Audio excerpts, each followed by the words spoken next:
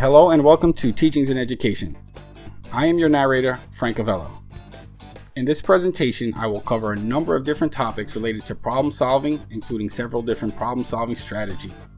Now, let's begin with the first topic, an overview of problem solving. Problem solving is using knowledge and skills to find solutions to real-life problems and finding answers to difficult questions. There are generally two types of classifications: well-defined problems and poorly defined problems. Well-defined ones can be solved. Poorly defined ones may not be solvable. In a typical problem to be solved, a goal or objective is set for the learner. The objective must be met for successful completion of the problem. Problems require given information that the learner must make sense of. The learner must also decipher useful and necessary information. Problem solvers often need various operations in order to arrive at the solution, and these operations don't necessarily have to be mathematical in nature. Next, we'll take a look at some of the creativity stages. The 4 stages outlined here are credited to Wallace and his work. The first stage is the preparation stage. In this stage, learners look to gather as much relevant information as possible, as well as tapping into whatever prior knowledge they possess. The second stage is incubation, which is basically taking the time to digest information until a moment of insight arrives. The stage after that is inspiration, or sometimes called illumination. This describes the moment that the learners arrive at a possible solution. That leads up to the last stage, verification. Verification of a possible solution that has arisen during the illumination stage. The next section up is metacognition. Generally speaking, metacognition is an awareness or understanding of one's own thought process. Learners that utilize metacognitive strategies develop a confidence to take on challenging problems, and that confidence leads to an increased number of attempts to solving the problem. When you understand your thought process with confidence, you're more equipped to develop plans of action that will take on the problem. Learners using metacognitive strategies are likely to put in more time. Metacognitive learners have that grit to persist until they finish the problem through. Metacognition means being able to monitor one's own self as they go through the problem-solving process. The learners evaluate themselves as they attempt to solve this issue. Now, on to the first of several different problem-solving strategies, which is trial and error. Trial and error is essentially testing possible solutions until the right one is found. Thomas Edison is one example of an individual using the trial and error process, as he tried and failed using different experiments until finally having a successful run. Trial and error is about increasing the number of opportunities in order to achieve a viable outcome. This works best, however, with a small sample size, where the learners will have the time to try many different options. Consider putting a jigsaw puzzle together. You simply try different pieces until you have the correct one. The next problem-solving strategy is using algorithms. Algorithms are a simple step-by-step procedure used for solving specific types of problems. Algorithms are best used for solving well-defined problems. The quadratic formula is actually an example of an algorithm because it is a method to solve a problem, such as the swing method. Formulas may or may not be considered an algorithm because they specifically involve numbers. Algorithms, on the other hand, don't have to involve numbers. Computer programming is the most common place you'll find the repeated use of algorithms. Various types of engineers use these algorithms in their daily work. It is quite common in the field of computer programming to find a number of different algorithms being combined to create a larger algorithm with a distinct purpose. Continuing on, we come up to the next strategy, which is to identify the root cause.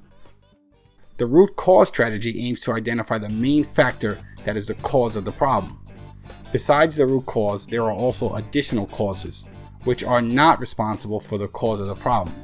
Learners must differentiate the main cause from additional causes. That is often what you see automobile mechanics doing. Good doctors attack the root cause, not just the symptom. Root cause analysis focuses on identifying the sequence, specifically where the sequence originates, and that goes for the medical field as well. Now right now I'm going to take a short break, ask that you hit that like button, don't forget to subscribe to this channel, and check the description for links to resources on problem solving. So, back to the next problem solving strategy, which is self-talk. Talking to oneself about the problem, steps to solve the problem, and what the solved problem will look like. This self-explained strategy is tied to critical thinking.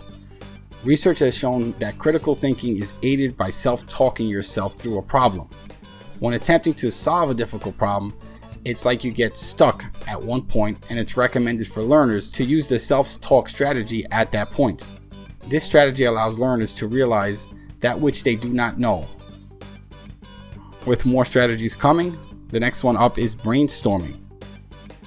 Brainstorming is the process of collecting a large number of ideas and solutions until the optimum choice is found.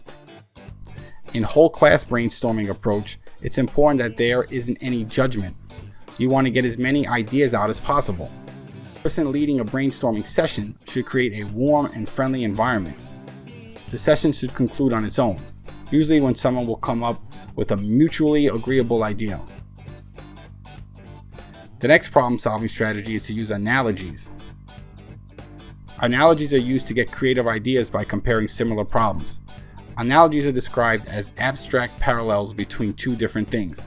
For example, settling for a field goal in football may be similar to settling a case for a lawyer.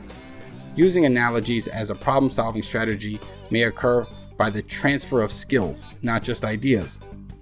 Also, if a learner used a particular way to solve a similar problem, if they draw an analogy between the two, they might be able to use the same method to solve a different or current problem. On to the seventh problem-solving strategy, using visual imagery. Mental visualizations can help facilitate problem solving. The first benefit of visual imagery is that it will aid in memory retrieval. The visualization may cue the brain to remember relevant and useful information to solve the problem. The most common way to use visual imagery is to draw out a diagram. Drawing out a diagram gives the learners a different look at a perspective that can positively impact the way the problem is solved. Drawing a diagram is great for learners with above average spatial recognition. The next problem-solving strategy is to work backwards to solve the problem. Working backwards simply means working in reverse, one step at a time, to the initiation stage of the problem. In mathematics, teachers should encourage students to use this strategy for word problems and other types of problems. Another example of a time where working backwards is an optimal method is to finishing a maze. In the business world, backwards thinking is sometimes used as a means to focus on customer needs. Apple and other technology companies have used this problem-solving strategy in both business and their production model. And now onto the last type of problem-solving strategy mentioned here, means-end analysis. It may be described as the breaking of a problem down into two or more smaller problems, and then working on those smaller problems. Means-end analysis focuses on goal-seeking behavior, doing whatever is necessary to get the goal of solving the problem. Obstacles may be eliminated in order to achieve the goal. And in this strategy, learners simply solve each problem one obstacle at a time.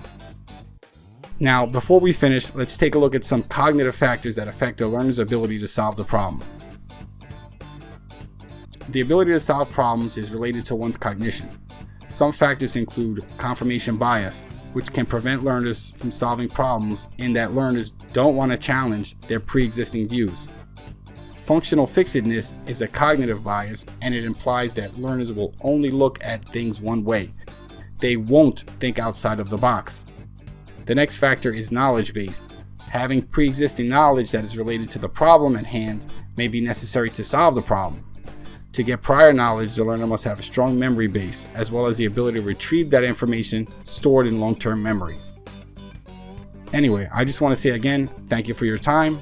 Don't forget to subscribe to this channel.